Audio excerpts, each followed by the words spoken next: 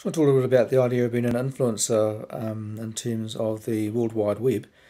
It's been quite interesting that in the last, few months, there's been an increasing, amount of material on the web about what it means to actually be an influencer in terms of one's behaviour on the web. Of course, influencing is a key human attribute in terms of what leaders do. And to some degree managers, and that we try to influence people to actually behave in particular ways or to take particular directions or to follow a vision that we might actually set up. But on the web, you'd think it'd be a bit hard to actually do that apart from, setting up blogs and doing videos and things which actually try to give a message across to people that they might actually follow. And in doing that, it's actually not really too different from if you write a book about an idea or do a film or a documentary where, again, you're trying to influence people's thinking and get people to actually go in a direction. So that part of it's not really too unusual, even on the web. And the web might give you a few more options in terms of a range of things you can do, but basically the fundamental things are the same: writing, video, audio. It's pretty much what you can use to actually put stuff out there. And be it on the web or on television or on the radio or whatever. So we are, as leaders and you'd say visionaries, if you want to call it that, trying to influence people. The situation of the web where it becomes a bit different is that it can actually measure to some degree how successful you might have been. So, for example, if you've actually put a blog out there and made a particular, put a message across in terms of what you think could be a good idea, and you see that people actually read it, then you've got a bit of an idea, well, I know who's actually reading it, so already you've got an audience to influence. Whereas with television, while you might have some idea, you wouldn't actually necessarily know exactly how many people are actually looking at it, or whether it's got a big audience or a smaller audience or whatever.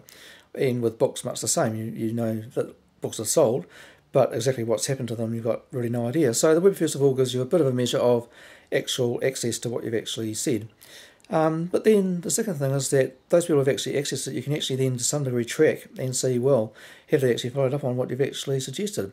So maybe a trivial sort of a model might be, say, a book review. So you put out a book review and a person reads your book review, and you might have, say, let's be a bit audacious here and say 1,000 people read your book review.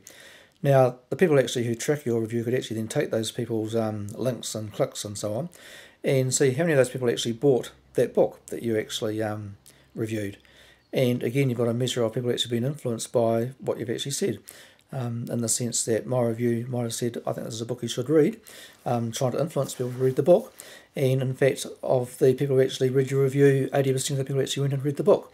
So you've got an almost direct, correlation there, or a direct map onto what you've actually tried to do in terms of influence and actual outcome in terms of what actually happened in terms of that influencing. So you take that a few times and look at different scenarios and options, and you can see it's actually a really powerful tool where you can actually use the web to not only put material out there, to not only see if people actually accessed what you've actually put out there in terms of trying to influence, but has it actually had an impact on actually really influencing their behaviour, and that can be measured and so on. So having done that, you can then come back to your own situation and say, well, on that basis, am I a high influencer or a low influencer? So for example, if I actually had 80% of people who read my review go out and buy the book, you say, well, that's actually not a bad level of influence. So you've got people following you and listening to what you say and taking notice of you, and that's up there in terms of influence scale. But on the other hand, if I found that maybe 10% of people actually who read my review went actually and bought the book, pretty low. So as an influencer, I'm not really influencing a lot of people with my review behaviour. So I'll get a low influencing score.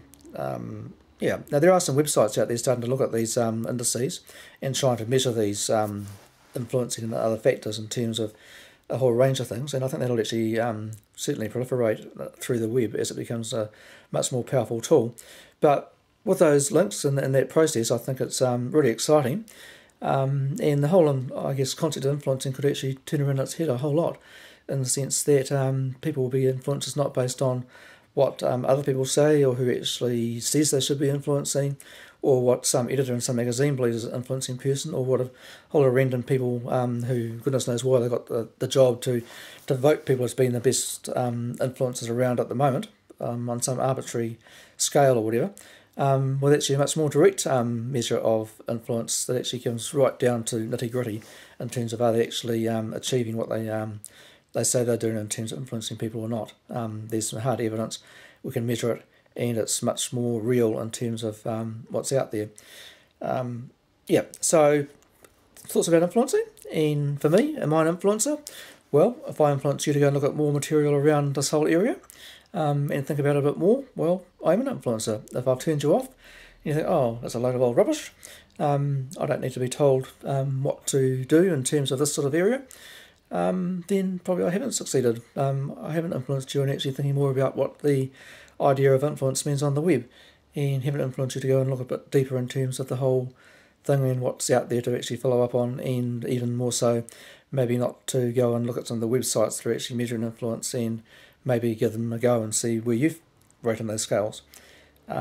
Yeah, so, yep, for me, it's fascinating, and I guess we just have to wait and see how it actually grows and in what direction it grows in, and what other things actually come out of it.